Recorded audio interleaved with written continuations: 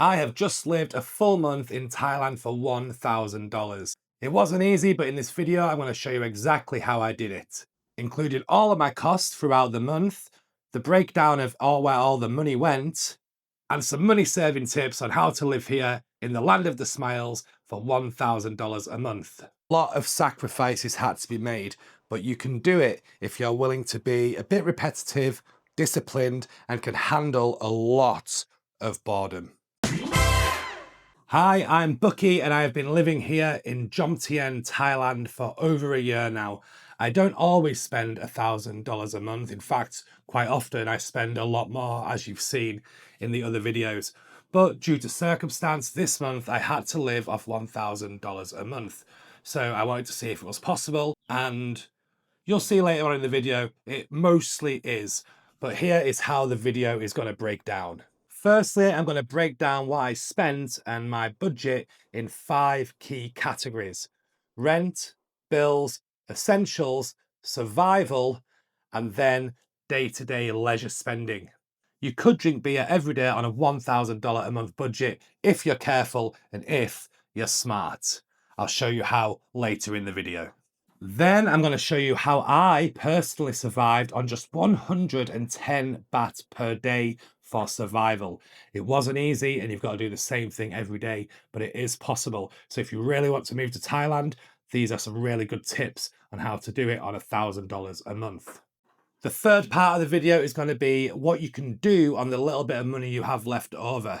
These are things like going for beers, massages, and just having fun in Thailand.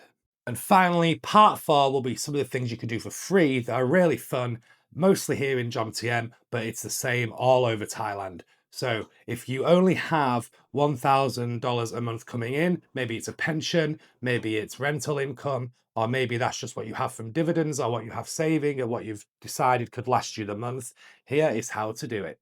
Now let's break it down. 1,000 US dollars is 33,500 Thai baht per month. Now that sounds like a lot, but it really isn't. Now these numbers are just for me and you can adapt them as you see fit. But first, from that 33,500 baht, we have to take away the things we just can't help spending. Things like rent. I pay 12,000 baht per month for this apartment. It's 1 bedroom. It's in Jomtien. It's called Laguna 3 Maldives. It has a huge 5,000 square meter swimming pool, sauna, shops. It's close to 7-Eleven, which is really helpful for later on. And it's very close to walking to the bars in Jomtien. And you can get a Grab taxi to Pattaya in about 10 minutes. Now, this is a lot of comfort. I have a big screen TV that comes with the apartment. There's a separate bedroom. I don't want to be living in a bedsit. I did that when I was 17. Don't want to do that again. And like I said, there's even a small bar and a shop in the complex and a 7-Eleven nearby. So it's really easy to get all the basics and essentials that you need here. However, you can go lower. You could get one for 6,000 baht if you want to live in squalor, or you can get one for 20,000 baht. However, you won't be able to live on 1,000 baht a month if you choose that. This is probably the higher limit of what you can get if you're only on $1,000 a month living in Thailand, but it is doable. Number 2 is the bills. My electricity bill is about 2,000 per month. My Wi-Fi is 600. My mobile phone data plan is 400, and that is about it. So that in total is 3,000 baht. We add that to the 12,000 that we've already spent on rent, and that is 15,000 already gone of our 33,500 baht budget. Just want to say, if you are enjoying this video, please like, subscribe, and the very next video that I'm going to post is going to be answering all your questions about living in Pattaya, about living in Thailand on $1,000 a month. So if you have them questions, put them in the comments and I will answer them personally in the next video.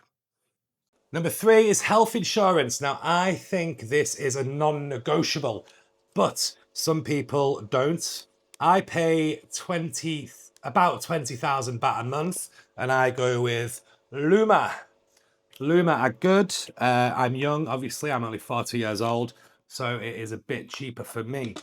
But I also have a very high deductible, which means that the first 100,000 baht In medical fees, I would have to pay out of pocket myself.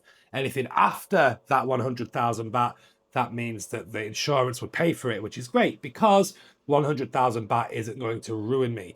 But if I had to pay 1 million baht or 2 million baht, if I had a bicycle accident or a motorbike accident or a freak's Sharknado situation, then I would have to pay out of pocket and I would probably have to leave. So health insurance, 1,500 baht per month, but I did have to pay up front at the start of the year. The next thing for me isn't going to be for everyone, but as you'll see when we break down the daily survival budget, this is important. Supplements. I have whey protein, creatine, psyllium husk, omega-3s, multivitamins, all those things together add up. They are about 12,000 baht a month in total that I spend on supplements. So we'll take that away from the total as well. Final thing is a gym membership.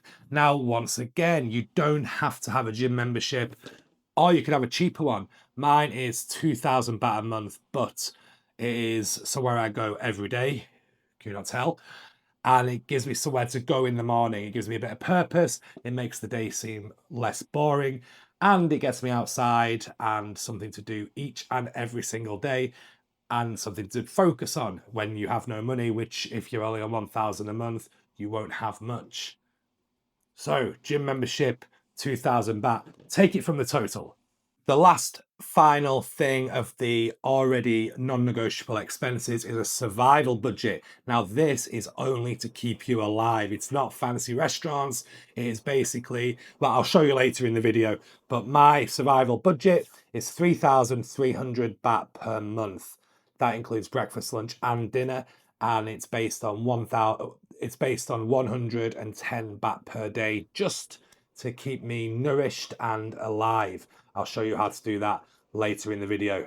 So anybody doing the maths, and it's here on the screen, but I didn't know that when I was filming. So 33,500 baht minus 12,000 for rent, 3,000 for bills, 1,500 for insurance, gym 2,000, supplements 2,000, and survival 3,300 Thai baht.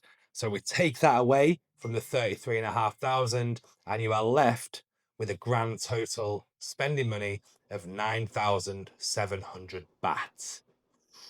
Not bad. Now, this 9,700 baht is basically discretionary spending. You can spend whatever the fuck you want with that. But what I did is I divided it into 30 days. So we divided that by 30 and it gives you 320 baht per day. Or if you save it up for the week, about 2,100 baht. So here is how I only spend 110 baht per day on keeping myself alive. Good morning. So this is the first part of the day and how better to wake up than a coffee. But we don't need to be going to 7-Eleven or to Cafe Amazon or to Starbucks to spend 100 baht for a coffee because that is our whole day's budget. Well, 110 baht. So here is how to have the 10 baht coffee. This is a cup from 7-Eleven, 10 baht. Okay. Now the ice is a bit frozen in there, but usually I just bought this cup of ice just so I could get the cup.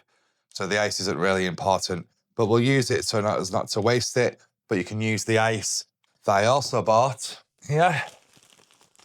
10 bahts worth of ice, and this will last you at least 5 days. So 2 baht for the coffee here, 1 baht for the coffee here. Oh, well, let's not even count this because it was only 10 baht and it's going to last all month. Then, this video is not sponsored by Nescafe, but this is 109 baht and it gives you 10 brews, 10 coffees. So what you do, shake it up, get your cup.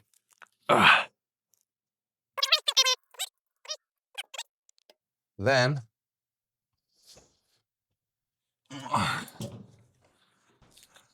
water, and I'm going to show you the water hack later where you can have as much fresh cold water as you want for 10 baht a day. which is really good because these are about 10 baht a bottle usually. No, 20 baht a bottle. This one wasn't. This was 1 baht. But now you don't have to do this. This isn't part of the 100 baht a day, but I add an extra 5 baht a day for fresh milk just for the morning coffee. I'll put that in there. The alchemy happens. Mix it up. And then you have a 7-Eleven Nescafe Ice Americano with milk, if that's your jam. We can do this with anything. And this, my friends, 10 baht per day. Delicious. The next money-saving hack for living here on $1,000 per month is water recycling. Now you can buy these bottles everywhere and they're about 15 baht per bottle and they're full. But now I'm going to show you how you can have these for 1 baht a bottle. 1 baht a bottle. And it saves me a lot of money. It saves me about 2,000 baht a month. So here's what you need to do if you're on the $1,000 a month budget. So this is the water machine and it is 1 baht per litre. So I've got my 15 baht. We're gonna fill up these bottles.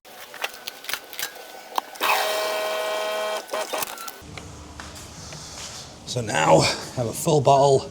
I'm gonna fill up the rest and I'll show you what next. So now we're back in the apartment and we have 12 litres of water. And all I do really is, it's in my apartment building, then just stick them in the fridge. And then you've got all that cold water. Don't worry, it's not contaminated. It's really clean water. They check it all the time.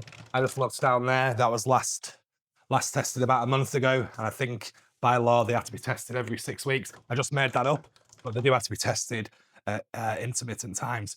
So one more trick for you. If you are out sweating all the time, 1 baht of water here, then what you can do,